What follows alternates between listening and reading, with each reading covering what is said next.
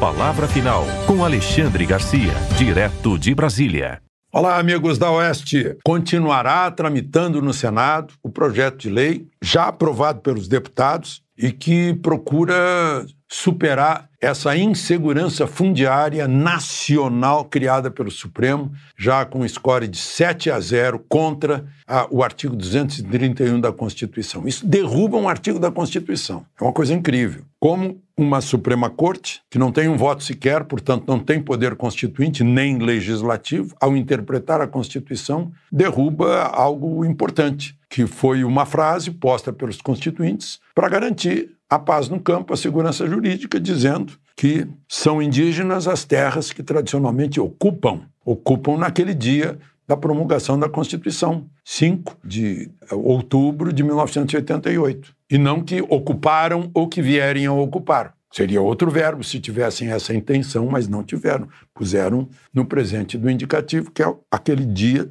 de hoje, 5 de outubro de 88, chamado marco temporal. Derrubaram isso. Os únicos votos contra de Nunes Marques e André Mendonça, contra a maioria, né? A favor da Constituição, a favor da paz no campo, como disse a ex-ministra da Agricultura, Tereza Cristina, hoje senadora, lá na comissão do Senado, que continua tocando esse projeto de lei, que vai à votação no Senado e vai estabelecer que é dono da terra aquele que ocupava a terra no dia 5 de outubro de 88. Aquele que comprovar que no dia 5 de outubro estava naquela terra. O indígena tem 1000 formas de comprovar, o não indígena comprova com documento. Então, se tiver um documento passado em cartório, com comprovante, vai fazer o quê? Já são indígenas 13% das terras brasileiras. Isso é mais que as terras da agricultura, que são 8%. 13% do território nacional. Isso dá mais que muitos países aí. Muitos, que a maioria dos países do mundo. E para 466 mil índios. Mas, enfim, vai continuar. Um outro assunto, como vocês sabem, o Conselho de Política Monetária do Banco Central reduziu em meio ponto percentual, 0,5, de 13,25 para 12,75, a taxa básica de juros, a taxa Selic, que é uma espécie de piso sobre o qual se movimenta o mercado financeiro, que é o mercado de dinheiro. Mercado financeiro não é mercado de ações, que esse é o mercado de capitais. Bom, mas o Copom deu um recado para o Poder Executivo. Olha, vocês têm que fazer o trabalho de vocês, porque está sendo um fiasco. Olha só os números aqui. A despesa, nos primeiros 7 meses, cresceu 8,7% em números reais. E a receita caiu 5,3%.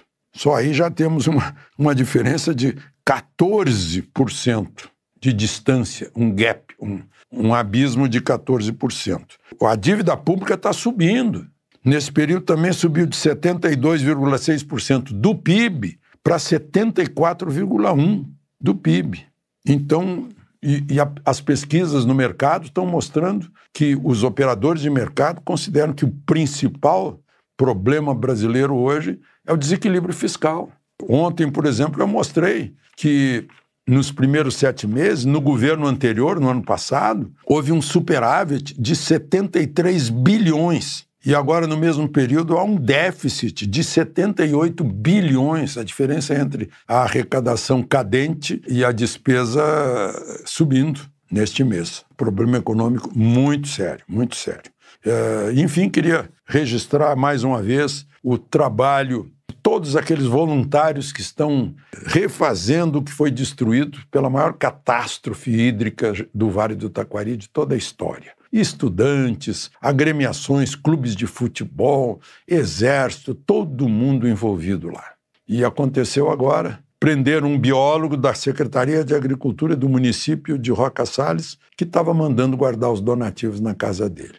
Vejam só. E registro aqui o meu agradecimento à Câmara de Vereadores da minha cidade natal, da minha Cachoeira do Sul, em que por 14-1 aprovaram a moção de solidariedade por causa do que foi da reação do governo no que eu disse a respeito da necessidade de se investigar bem o que aconteceu rio acima com as barragens que lá existem. Apenas uma vereadora do PT não quis.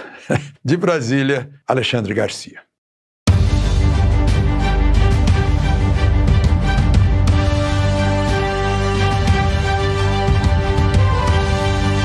A palavra final com Alexandre Garcia, direto de Brasília.